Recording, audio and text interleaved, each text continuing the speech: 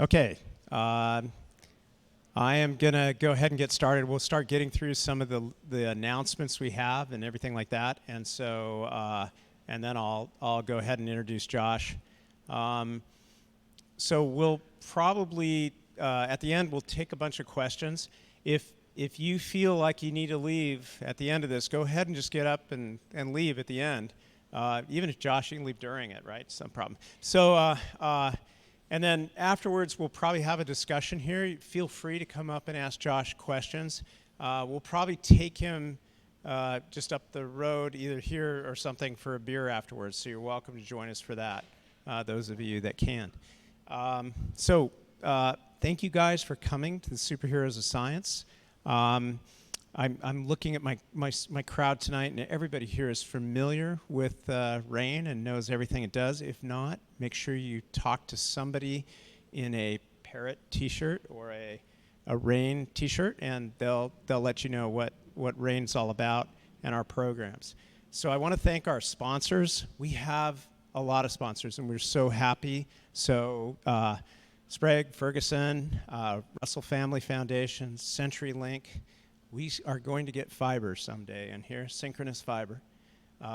University of Washington. So these are all the groups that are really helping us out, and so we really appreciate our community. I also want to make a plug. A lot of our, what I call our feeder projects are, based on education. So Girls Who Code. Christine, where are you? There she is over there. And Christine organized Girls Who Code, and really did a great job, and this is really our outreach to 7th graders, 8th graders, really getting people involved in coding. Lots of coders here, I see a lot of my coders, and that's really important to get us into the lab, supporting some of the synthetic bio. Also talked to Christine about some robotics. She's putting together a robotics program for next year that'll be based through here. We had a 2019 business plan competition here. So over $12,000 in prizes were awarded. This was in partnership with the Veterans Incubator. So if you want to learn more about that, Brendan was one of the competitions, so you can talk to him. It was a really cool event. We want to do this next year. Also, I need to put in a plug for our iGEM experiment fundraiser. So you've got to help our students here. We are trying to raise funding. We need some money to come in the next few days. Scan right there. We need to raise this money. We want to send a team to iGEM, the Internationally Genetically Engineered Machine. And so we are doing a project on nitrogen fixation. We've got a lot of iGEMers here tonight, so raise your hand if you've been on the iGEM team and everything, or your mentor. Go talk to these people. Yeah, they're awesome. So they compete. Really, we go to MIT, we compete with really, amazing schools there. So there's, in addition to our incubator, University of Washington brings a team, Stanford, MIT, Pasteur Institute, companies bring teams. So it's a really good experience for our students to get out in front of people and to really not only do the science in the lab, but actually communicate it to the public and the stakeholders. So we need to raise this money. Okay, I want to introduce a 3-time superhero. So Josh has been out here before. So this is his first time at RAIN. I'm very excited to get to introduce him. Josh was, I think the first time I met him was at Edgewood. He has left Sandia. And so, actually a little while ago, and he's at the University of Nebraska. So I'm very excited to watch his career evolve. All attention students, future graduate study could be done out there. So you really need to pay attention to this. But he still is connected with a lot of stuff, and I wanted to get his titles right. So academia has crazy titles for everybody, but so does the DoD, the Department of Defense. And so when you work for both, your titles can be monstrously huge. So I want to get this right. So he is an associate professor at the University of Nebraska Medical Center in the Department of Pathology and Microbiology. So that's not bad. But he's also the research director for the National Strategic Research Institute. And you're going to ask him about that. We're actually going to learn a little bit about some of the stuff he does tonight. So give Josh a warm welcome, and I really appreciate you guys coming out tonight on such a nice day.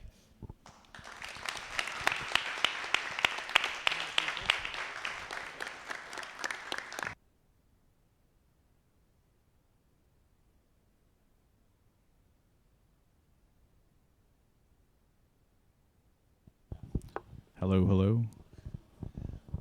Yeah, so I'm not used to having a microphone, so I probably won't use it all that much. Yeah, I find that having come from DoD and DOE to the universities are a collection of people who like to collect titles. So many of my colleagues are, the vice assistant, associate vice chancellor of something and that somebody made up. And likewise, I'm also the research director for counter weapons of mass destruction programs at the National Strategic Research Institute, which is one of my collected titles. I hope to collect many more. So this is, like David said, this is the third time I've come to one of these talks. The first time I think I gave maybe a classroom talk. I think maybe some of you were there. And last time I gave a talk at the library. And this is my first time at Rain, although I did see Rain from afar, probably that brewery right there, the last time I was here. So when David asked me to give a talk this time, I'd given the last two talks, I think, on the amount of failure I've had in my career. Which is it's actually really fun because failure is where you learn most of the things you learn in life. I think people don't want to admit it, but failure is where that's where I became a good scientist. Failure is where I became a good everything I am today. And so I did that twice. That seemed like enough. So I decided to do something else this time. And so when David asked me about doing this again, it's been a couple of years, and I thought, I make jokes a lot of times when people ask me, like, well, what do you do? And, it's like, well, this is probably the most common thing that I tell people I do. It's like, well, the thing I do best is I find patterns in static, which to me is just a matter of, like, when I do experiments and the kinds of work that I've done, there's a lot of stuff going on, and so I've spent a lot of time trying to sort out what's causing the effect that I'm most interested in, and that question changes over time, and it changes from topical area to topical area, or even just assay to assay when you're looking at environmental things. And so this sort of talk is really more about, like, the way I approach problems told through how I approached a few problems in my career. And some of these go back as long as I've been in grad school, honestly. So they go back pretty far for me in my own scientific career. But I guess, so that was sort of the inspiration for this talk. But it really came up when David asked me to do this talk.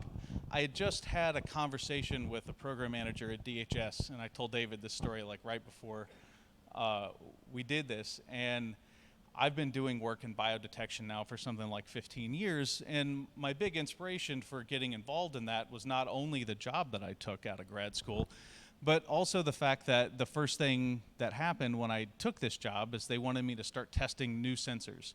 And when you start testing anything new, what you find is that a lot of it doesn't work very well. And that's pretty common. But I kept asking why, and the fundamental questions just hadn't been answered yet.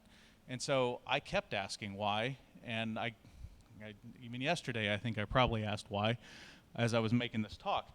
But I guess what it comes down to is I wanted to understand why these sort of biodetectors that DoD and DHS were interested in weren't working the way they wanted them to, and how we could And really, at the end of the day, how do we improve that, or how do we at least improve our understanding of the answer that they're giving us? So that goes back to where the story started, which was I was having a phone conversation with a brand new program manager at DHS, and who had no background in biology or in biodetection. And he was telling me that his new job at DHS was using big data to do biodetection better. And I said, that's great, right? Like, it's good because I've been dealing with the volumes of environmental data and how that impacts biodetection for many years. And I was like, I'd be happy to sort of help you talk through this and scientifically understand it. And I was like, there are a lot of causal relationships in here. There are a lot of variables that impact how these sensors work. And I kind of got the short to long period of silence, and he was like, yeah, so we were interested in using, so you're not an algorithm guy. I was like, no, I'm not an algorithm guy. I'm a science guy. I'm a little bit of a chemist and a little bit of a biologist, and maybe sometimes even if you go back far enough, a physicist. But what I'm not is an algorithm guy. I'm not a data guy. I mean, I am a data guy, but not like a data guy, right? Like, I was like, yeah, there's a lot of interesting information here, and you can use it to help you understand. And we had this great conversation, and he was very interested, and then he hung up the phone, and I never heard from him again, which didn't really surprise me that much. Because he had an approach that he wanted to take, and it wasn't conducive to exactly what I'd been doing. And so kind of what this led me to is I wanted to try and talk about some of the kinds of problems that people work on, mostly that I worked on, because really this is about me today. And so it's a lot of the problems that I've worked on, and the approach that I've taken, really just to try and understand the basic principles of what's going on and try to use as much of the data as I can to try and tease those out. And then how you apply that at the end of the day to trying to understand your problem a little better.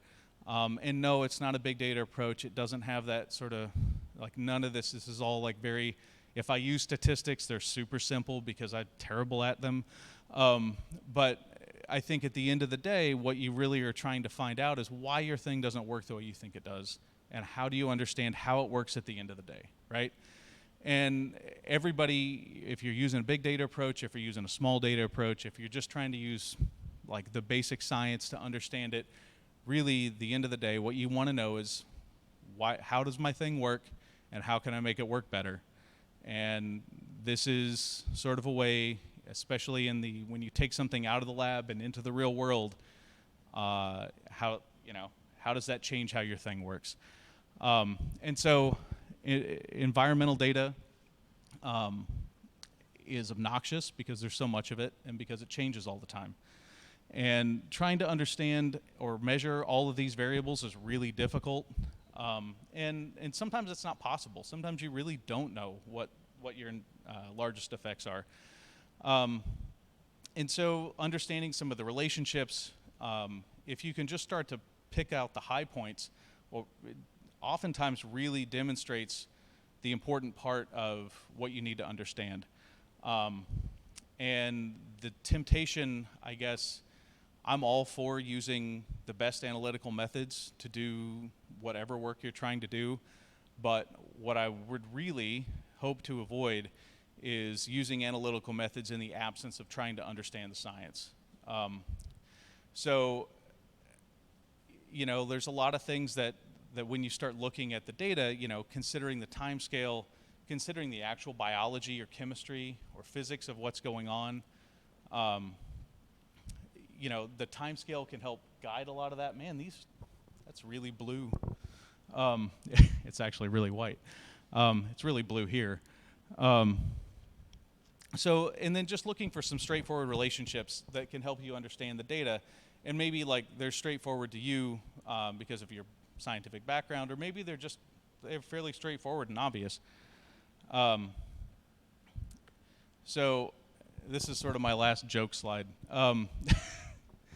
So this is we were at dinner last night, and the subject of Pastafarianism came up. And I was like, you know what, that the relationship between piracy and climate change is actually like a really good example for this particular talk, because what you'll see is that in a lot of the rest of this talk, I use correlation to try and figure out what variables relate to what answer. And you have to be really careful when you do things like that, that you have an eye on the chemistry. Otherwise, you wind up with piracy and climate change. Because certainly, you know, the decline of piracy has led to the rapidity of climate change, according to this, and that correlation is real, and that data is real, but the correlation and the relationship is wrong, right? So you want to kind of avoid things like that as you go through a lot of this stuff. And so like I said, tonight's all about me and things I've done, because talking about other people and what they've done really isn't as interesting to me as a lot of other things are. So I'm giving a few examples. One of them goes back to grad school for me, and it's a problem that I got handed when my dissertation project failed. That was the last talk, so, you know, watch YouTube, I think it's there. Then the other two are really sort of progressive approaches in trying to understand how biodetection works in the real environment, not just the lab. And they go all the way up until data that I was analyzing last week. So it's all pretty relevant to how I work and how I approach problems. So the first one is atmospheric chemistry related. There's no bio in this at all. So if you were hoping for bio, just hold your breath for 5 minutes. This is pretty short. So one of the things that we look at, and this is almost 20 years ago now when I was doing this work. So understand that the technology involved in looking at composition of atmospheric chemistry or particles in the atmosphere was less than it is today. It was much more expensive to try and make compositional measurements, and so we did a lot of proxy measurements, right? And one of the things you figure out is that a couple of things, like the volatility of particles and how they take up water, can tell you a lot about what they're made of. And so we could make those measurements in a pretty straightforward fashion. And so we started making these. We developed an instrument in the lab that I worked in to make measurements of the hydration state of particles, which is basically at a certain relative humidity, how big is that particle relative to how big is it when it's completely dry. And so we would make these measurements, and what you find is when you make these kinds of measurements, there's a hysteresis property in there, which means that depending on whether or not it started dry or started wet, it might be at a different size than one or the other. And so things, once they've taken up water, let go of it much more difficult. It's much more difficult to get them to let go of it, particularly if they're inorganics, very simple chemical structures. Whereas more complex things have basically smoother things. So the organic compounds will let go of water more because the individual structures hold on to the molecule a little bit less. And so what you wind up with is these, so for pure inorganics, you wind up with something that looks very much like this big open space. It's much bigger if it started wet than if it started dry. So that's just a little, but really, it's just a little introduction into this. Really, the idea that you want to get from this is by looking at these things, you can get an idea of what the composition might be. And so when we first started taking these measurements, we realized that they take a really long time to make, maybe like 20 or 30 minutes. And you're seeing changes in the gas phase composition, possibly in much shorter timescales than that. And so while we're trying to make these measurements, what we really want to do, this is days and days of data, right? So at each one of these measurements takes like maybe half an hour, 45 minutes. You get one of these little plots that has, on the left-hand side, that has a lot of different sizes. And every one of them is a measurement that took, 20 or 30 seconds. So you get this mishmash of data. And so in order to try and figure out what was driving the changes in composition, I had to try and make simplifying assumptions, right? And this is you'll see the thread of this and a lot of the data analysis following this is that I have to try and understand what a key measurement is that I can pick out for one of these complicated things, because trying to make a number out of like one of these plots on the left-hand side is not so easy, a meaningful number. And so what we figured out is that there were a few key things, right? The growth factor at the crystallization relative humidity was, which is that CRH number. The deliquescence relative humidity, which is where the particle will start taking up water very rapidly. And then the growth factor ratio at 50% relative humidity, and then the growth factor itself at 60% on the bottom leg. And so those were the 4 parameters that I decided to look at. The one that turned out to be the most relevant was that growth factor ratio at 50%. So basically the difference between when it started wet and when it started dry if you brought it to 50%. And we could do that with the instrument pretty quickly, which essentially allowed us to get a lot of data. In several cities over a period of many weeks. And then, so what we found was that over the course of every day, we would see this growth factor ratio change throughout the day. So, which indicated that it's probably some chemical change that's going on to the aerosol that's happening inside of a 30-minute time frame. So it's a fairly rapid chemical change.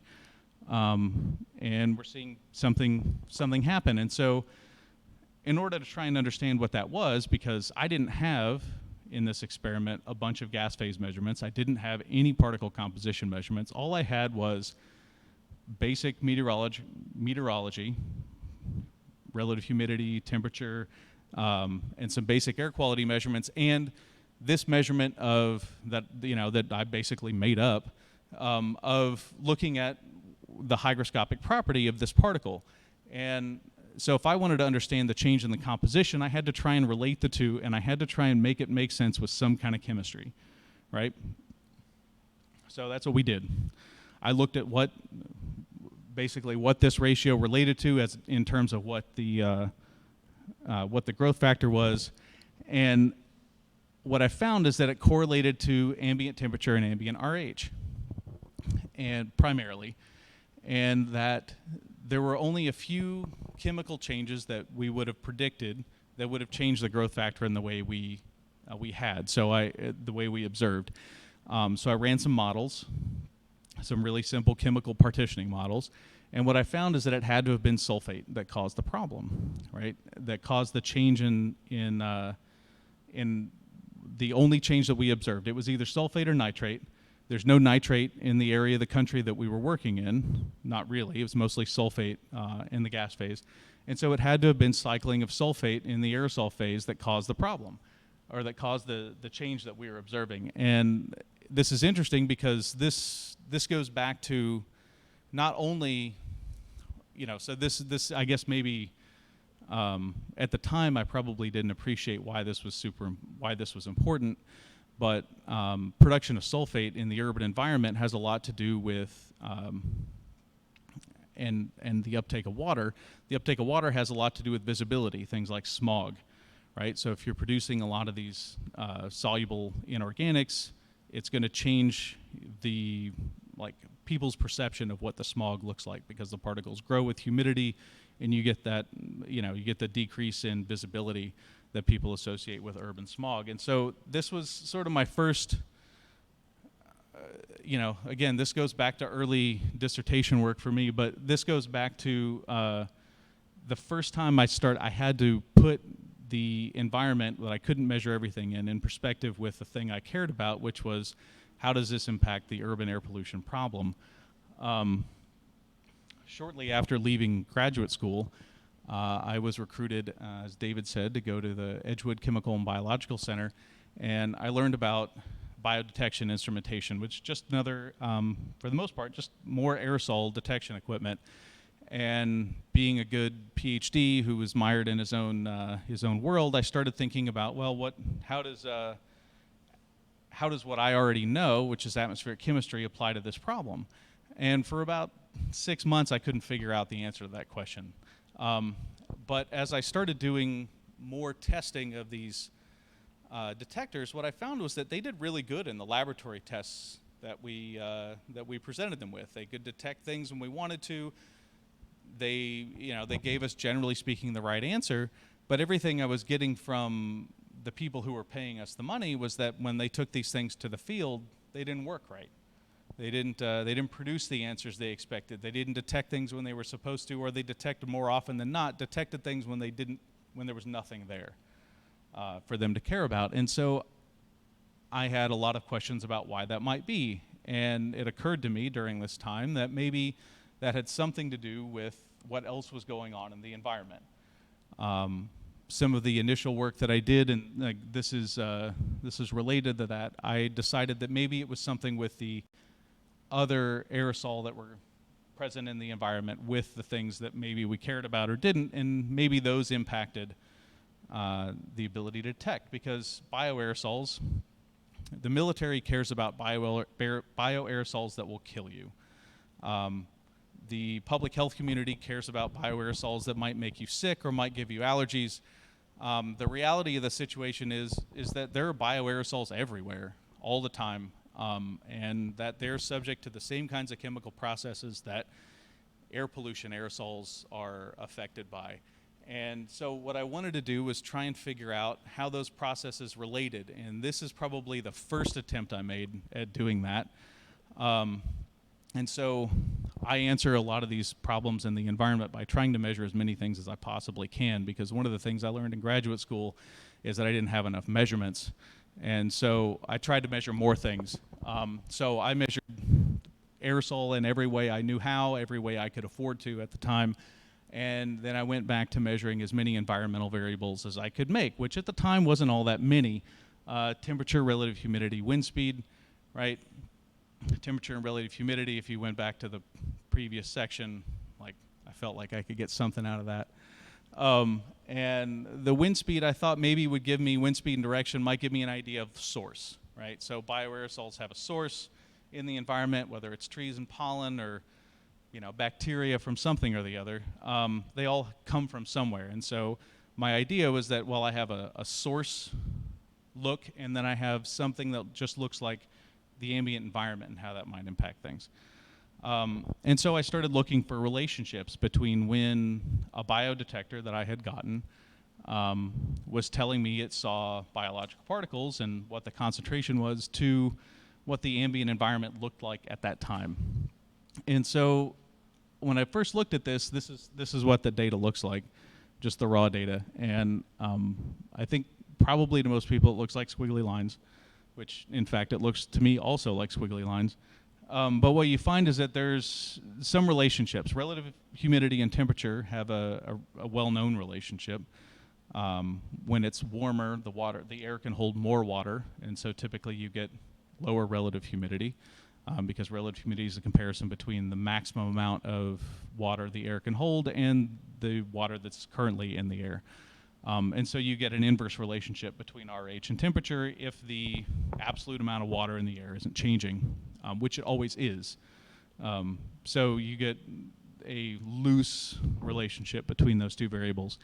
And then biological particles, which in this case are the red and blue lines at different sizes. I took out the black line. But what you can see is that there's a really interesting relationship between the smaller biological particles that this instrument measured and the relative humidity. And by interesting, I mean that sometimes if I squint real hard, they look like they could be related, like they're part of the same curve.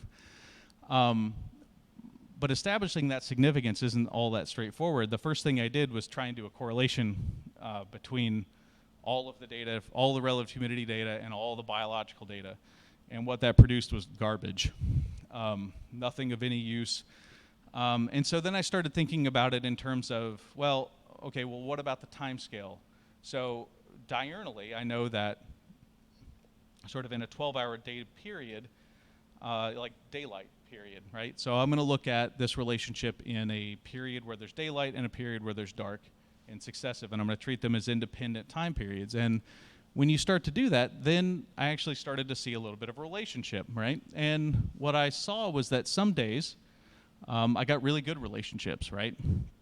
But I had to be a little flexible with the time over which I expected to see that relationship, right? If I went and looked at the 1 second data, or the 2-second data, what I got was still kind of garbage. But if I expanded that relationship where I allowed it to be related if it was over a period of a few minutes, what I got was something that looked actually pretty decent, at least some of the times, pretty high R squared values.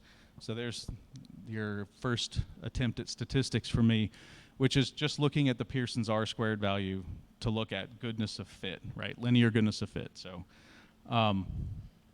and what I found was that there were a few kinds of relationships, and this one is a strong one, right? So R squared's greater than about 0.7, which if you look at a lot of environmental data, like that's pretty high. That's pretty strongly correlated. And it would probably give you the idea that those two things were related. Now, so this is my idea of a medium correlation, which is somewhere between like 0.5 and 0.7. And what you see is that it looks really suggestive of a relationship, but it's also kind of flat. And there's also a lot of variability on the top end of that in terms of humidity, which was pretty consistent finding throughout a lot of this study, is that when the humidity got really high, it was really hard to find any relationship at all. And there might be a reason for that.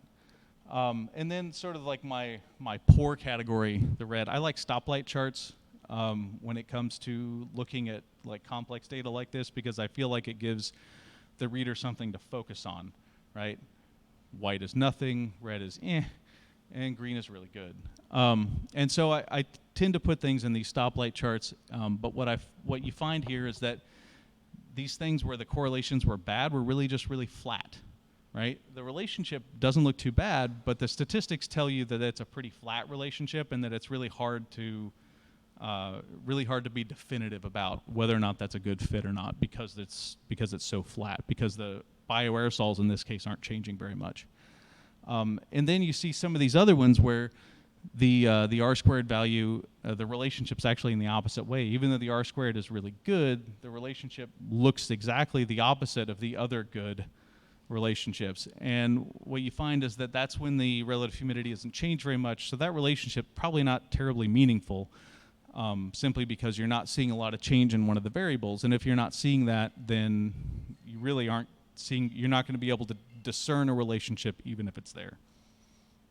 So left with that, I broke down this week's worth of data, many weeks worth of data, into several categories where I looked at, sort of good, bad, and ugly. And then the one thing that it implied to me, first off, was that despite the fact that we were seeing pretty radical changes in the biological aerosol concentration, it almost couldn't have been a source process that was causing it. It couldn't have been that the source was changing, because these relationships were happening and were correlating in the minutes time scale, not the hours and days time scale, which it would take to actually change a source, right? So if you're thinking about pollen being released from a plant or something like that, that process it's instantaneous in that moment, but the change in the environment that produces that change in the plant takes much longer than seconds or minutes to occur. And so if I'm seeing changes that correlate over a time scale that's in the seconds to minutes time frame, then I'm probably seeing something that's an aerosol process and not a source process that's causing it. And so when I look at that,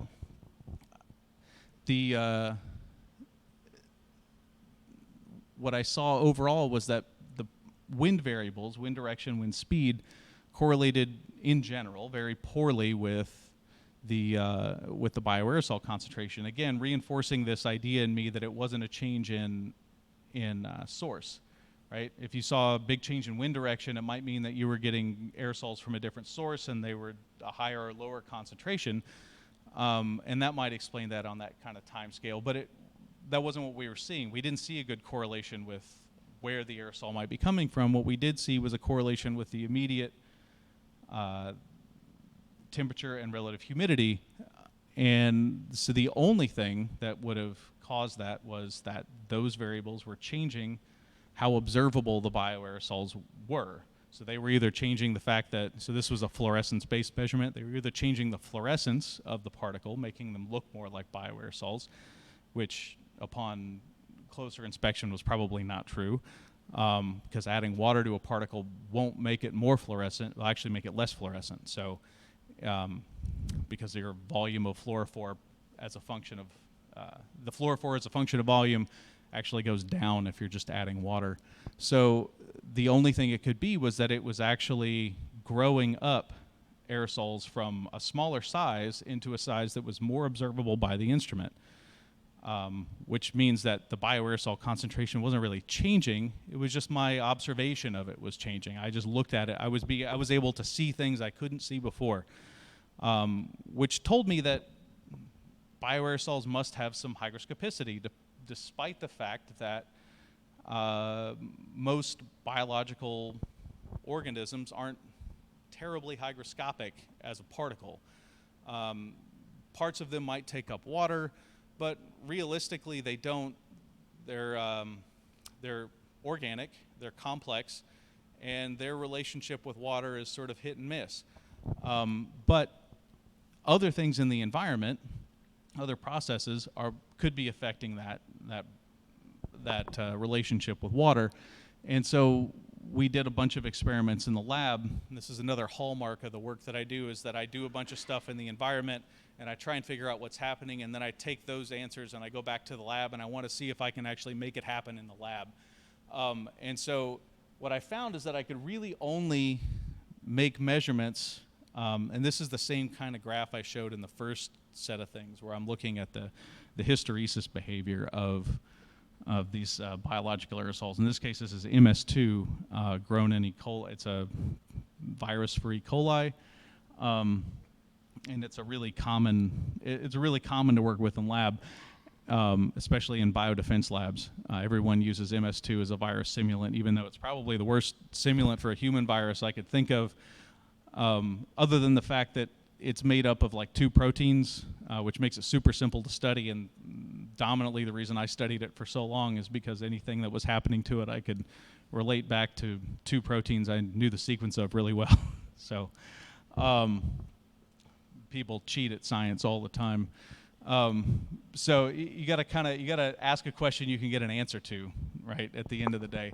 So what I looked at here was looking at how MS2 aerosols behaved hygroscopically, how they took up water. And what I found was that they took up water just like sodium chloride. Now, funny story, the media you grow E. coli in, at least for these experiments, was made up of a lot of sodium chloride, and it was dominating the behavior, right? But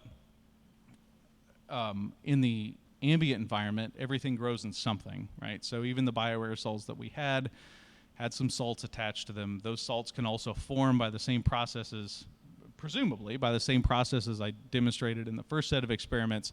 You can get the formation of salts on the surface, which are then hygroscopic. And so bioaerosols can grow and shrink in the environment as a function of relative humidity. And we validated that in the lab. We saw it in the environment, so it was probably true. So then that sort of begged the question of, well, sort of the environmental data we have was pretty indicative of something besides just growth with water happening in the environment. So maybe there's other processes. And man, I wish you guys could read this. I'm pretty sure you can't. But regardless, the color here is a little off. But essentially what I started to think about was, well, what other atmospheric chemical processes are impacting bioaerosols and how? And could that start to explain why we have a hard time detecting them, why they behave differently why these sensors behave differently than we expect? And so without going into the details of what you can't read on this slide, I started doing a lot of field work with bioaerosols, which has its own challenges. As it turns out, most people don't want you to spray biological particles around in cities and other places unless you're trying to kill insects with them, and then they're totally fine with that. So many, I guess some of you might know, are only a couple of plasmids away from being anthrax. Genomically very similar species. And so it actually turns out to be simpler to use things that are already regulated and understood for doing pest control to do these kinds of experiments if you're concerned about how biodetection works. And so we used a lot of Bacillus thuringiensis. We used a lot of other things to do these. But even still, the other problem with spraying things in the environment, the other problem with the environment in general, is that it's really big and things dilute really fast. So if you spray Bacillus whatever or any other kind of aerosol in the open environment, by the time you measure it, if you're trying to wait a little while to see what happens to it, you probably can't measure it anymore.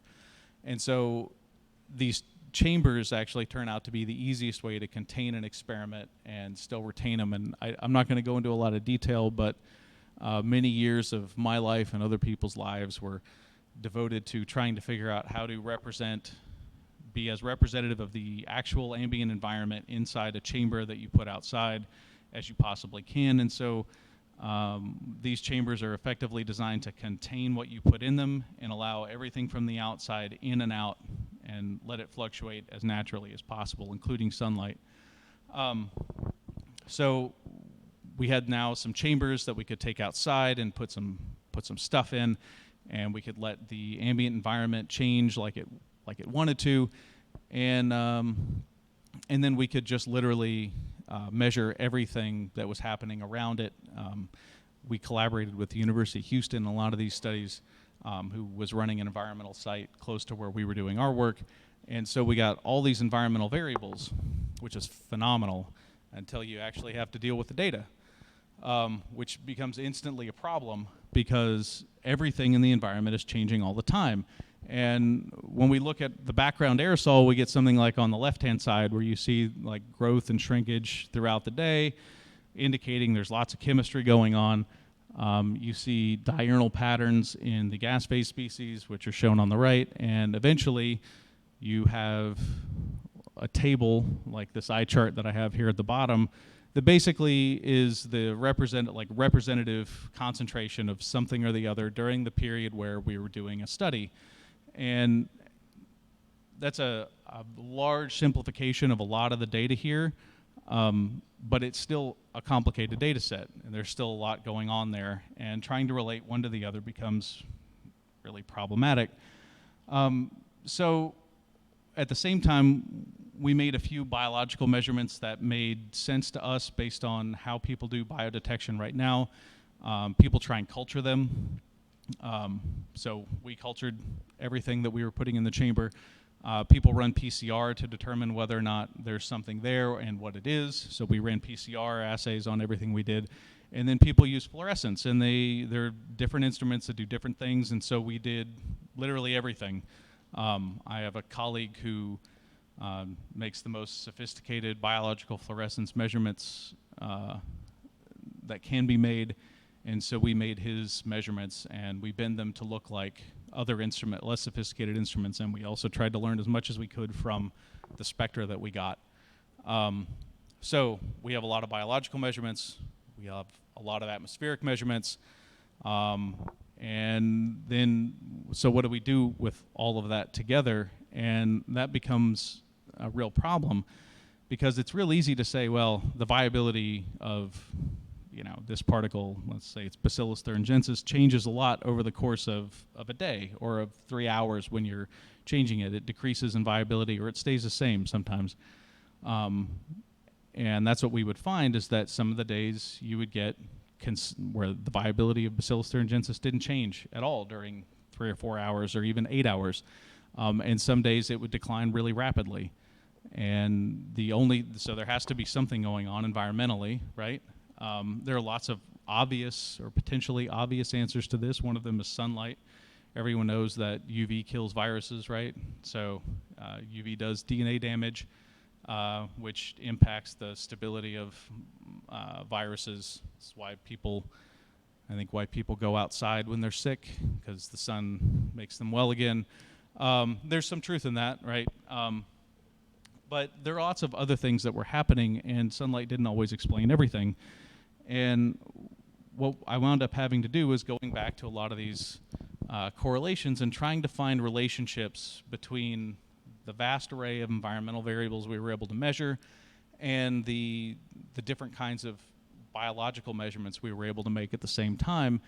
And what I found was I did sort of the same thing I did 20 years ago when I was in graduate school, is I started looking at how well related things were and how they sort of compared between the two of them. And so the first thing I wanted to look at was viability, because at the end of the day, people care about whether or not something is still a threat or not. And what I found was that viability when it's daylight outside is related both to the intensity of the solar radiation and to oxides of nitrogen and isoprene, which are two oxides of nitrogen are related to the production of ozone in the troposphere, so in the urban environment. And isoprene, because of where we were, and I didn't talk about this, but we were just north of Houston in the forest, and isoprene is a biogenic compound that comes from the trees. It's also related to the production of ozone. And so what it came down to was that we were looking at ozone production and photodegradation being responsible for changing the viability of these particles over time. When I looked at PCR detection, or our ability to resolve PCR, what I found was that in the light was related, but the higher mass organic species, things that also produced ozone in an urban environment like that, were responsible for PCR degradation. What I found for UV-LIF was that photodegradation was dramatic for the higher wavelengths, which makes sense. So photo bleaching is a process that we use when we do Raman measurements, Raman spectroscopy. So you photo bleach something to get rid of the fluorescence. That's usually done with a laser in the lab, but as it turns out, the sun does a good job of it if you give it a long enough time. And so photo bleaching was a big factor in eroding fluorescence, but when it comes to some of the shorter wavelengths, which look more directly at the proteins, what we found was that because the sunlight doesn't actually have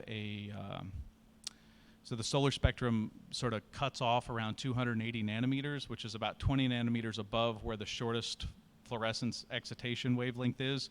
You're not actually getting degradation in that direct photodegradation, so there must be a chemical process involved. And it turns out that it's probably ozone photolysis, or ozonolysis, and I got to get back to this, hold on.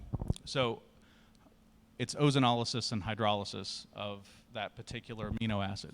So like I typically do, we went back to the lab, and I started looking at trying to reproduce all of these, or as many of them as reasonable, atmospheric conditions in the laboratory.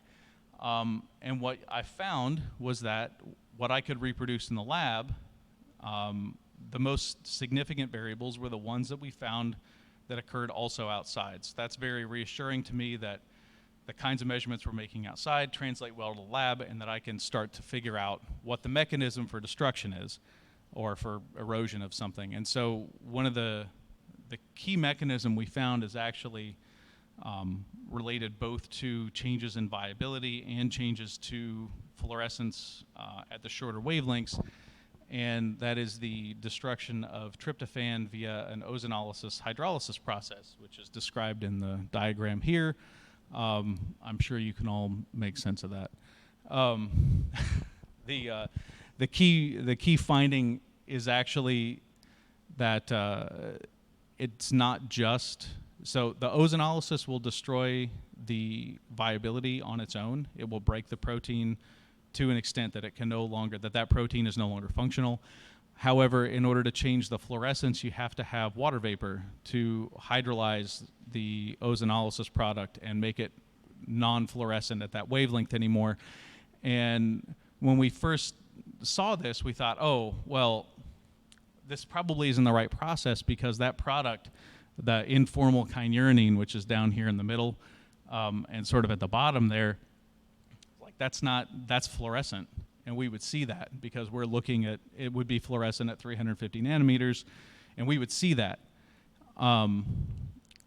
And so we didn't think it was real until we did another set of experiments in the lab where we actually just took a small peptide, just 8 amino acids chained together that had 1 tryptophan in it and nothing else that should have been reactive. And we did these experiments in the lab, and what we found was that while the UV, so if you look at that top right-hand corner, the red is the UV 263, which should have been looking at tryptophan. You can sort of think about that as like tryptophan fluorescence. And that Vis 351 you can think about as the fluorescence of this informal kynurenine product, which we started with 0 of, and we had well-controlled particles, and so they didn't have anything that was fluorescent initially there. And what we found was that almost immediately, within the first 30 minutes of the experiments, we saw a huge increase in that Vis 351 fluorescence, meaning that we had produced this product. It was really good confirmation that this mechanism was real, that we had observed it outside, and that the reason that we hadn't actually seen the increase in fluorescence there was because of the sun. Because it was bleaching. 351 is well within the typical solar spectrum, and it was bleaching out that fluorophore pretty rapidly with the UV. So the UVB is what gives you sunburns and stuff. And so this was a real process that had to be happening outside, and that it was just difficult to observe. Now, data I don't have here is we've been able to observe this outside if you change the situation just a little bit, try and cover the light in the chamber and do that, and you do it with a simple enough particle, and you can actually see these things happen in the ambient atmosphere, which is really cool. And so that's the end of the data. It's pretty much the end of the talk. But I think the thing is that, and the take-home message I want to get to is not so much that any specific part of this data that I presented today, but that there are relationships and there are real processes that happen in the ambient atmosphere that are going to change the way your anything works. Right? So if you try and take your biodetection equipment outside, it's going to behave a little differently. If you try and look at air pollution outside, it's going to be different than what you can recreate in the lab, and that recreating the lab is going to be difficult. And so you kind of have to be prepared for real changes and real shifts in the data when you go into the real world, and that the answer isn't always more data processing. Sometimes the answer is trying to pick out what's causing the changes that you're not expecting. So that's all I got.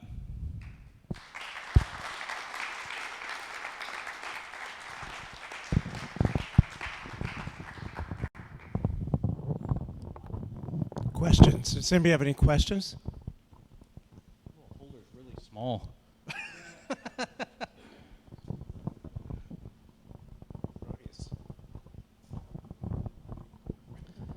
So speaking of aerosols and the atmosphere and the ambient environment, what do you think of geoengineering proposals to send large volumes of aerosols into the atmosphere to dim the atmosphere, cool the sun, create more clouds, and stop climate change in its tracks? This is actually one of my favorites. So I actually taught a whole class on this when I taught air pollution at UMBC. So my gut reaction to this was that is a horrible, horrible idea. And here's why, right? This whole talk actually kind of speaks to why that's a bad idea. Because sure, that's sulfate. What they want to do is they want to put sulfate in, which has a known cooling effect on the atmosphere, right? They want to put it in the stratosphere, which is, again, it's going to stick around forever, right? So you put tiny submicron particles of sulfate in the stratosphere. They're going to be there forever. They're going to provide cooling forever, right? As long as nothing ever happens to them, right? And all biodetection equipment would work just like it does in the lab if nothing ever happened to it, right? It's not a realistic expectation that you're going to put something in the atmosphere that has no effect other than what you think it will, right? That's not realistic. It's not a good answer to the problem, and probably it will cause more and worse problems than what we have today. So, I mean, I'd probably be more inclined to put up a lead shield around the Earth like they did in the movie Highlander than to spray sulfate into the stratosphere.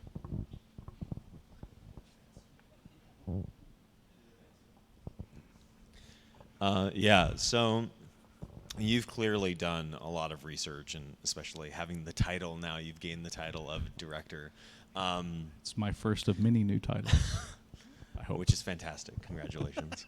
But for people who maybe are less experienced, I suspect that they would probably have a harder time dealing with the issue that it seems like what you're talking about is whether or not you should be digging into the data more or looking outside of the data to understand. So what would your advice be for more younger researchers earlier in their career who maybe are going to have an inclination one way or the other to develop that instinct? So, I mean, part of it is going with your gut, right? Everybody's got a little bit of one inclination or the other, right? And digging into the data is never the wrong answer. Trying to dig into the background of the data is never the wrong answer. But doing one or the other, one to the exclusion of the other, is always the wrong answer. So I guess my advice to someone who's young or new in research is to always try and take the other perspective, right? To always try and say, because my inclination is not to try and do statistical relationships in data, even though I did it a lot. My inclination is to try and figure out the chemistry and then to trying to design an experiment to find the chemistry I think is happening, right? But the reality of that situation is that it's almost never possible to do that except in the laboratory. So I guess, like I said, my advice is if you're inclined one way, make sure you take a step back and look at it the other way.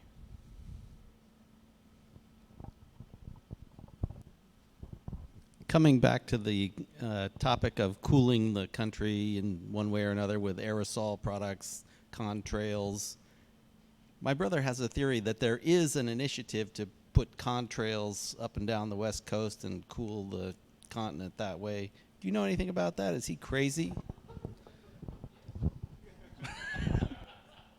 Do you like your brother? It's not happening. Contrails are a well-known atmospheric phenomenon. You get the jet engines make a lot of heat, which means they make clouds, because clouds are formed by heat in the atmosphere. The particles are already there. All of the water vapor is already there. So if you add a little heat, you get a cloud. It's a really straightforward phenomenon. I was amazed the first time I heard that whole condensate, the chemtrail thing when it came out, because I don't have to try that hard to make a cloud, especially not in the upper atmosphere where it's really cold. So yeah, no, it's not a thing. I mean, it's a thing. It's just not a real thing. It's an explainable thing. There's science for that.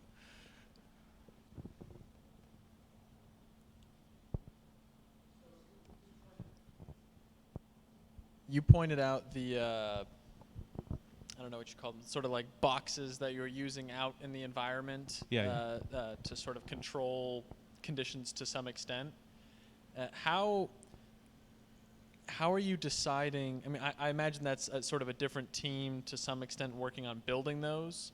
How do you decide that it's achieving the goal that you wanted to, and not just, oh, these are the results I was looking for, so this must be the right environment? Yeah. So this is the problem with not presenting all your data. So I'm an experimentalist. I tried for a long time as an undergrad to be a theoretician. I'm an awful theoretician. But what I am is a good experimentalist. And the way I know that it's doing what I think it's doing is I test it. And we tested it as extensively as we possibly could. Every measurement that I made of the ambient environment, I made inside that chamber too. And so I wanted to see that the ambient environment tracked inside those chambers just like I expected it would. We looked at UV, we looked at every gas phase species. The only thing I couldn't look at directly was the thing I was trying to measure, and so I had to be confident that I was doing it in the best way that I could. So there's always a limitation, but yeah, we tried to make sure that it was as representative as we could, and I got all the data you want on that one. So.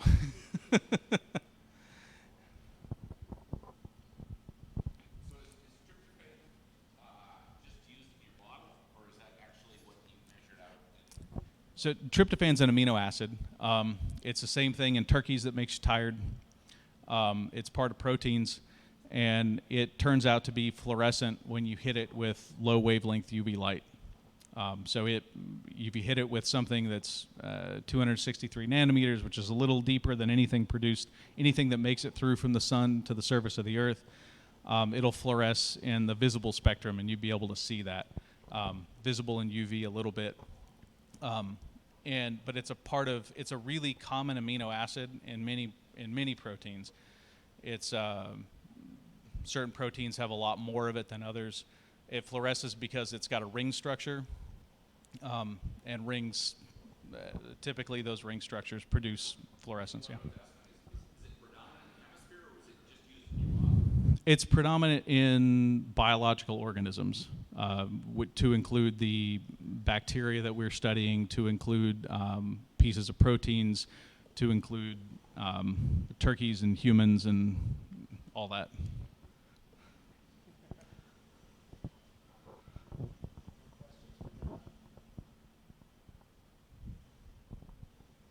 Okay, well, I'm going to let us continue the conversation, so all you shy people can go up and talk to Josh afterwards. And I really appreciate you guys for coming out. I do not have a superhero for next month, but I'm working on it. If you guys have any ideas, let me know. Okay? Thanks.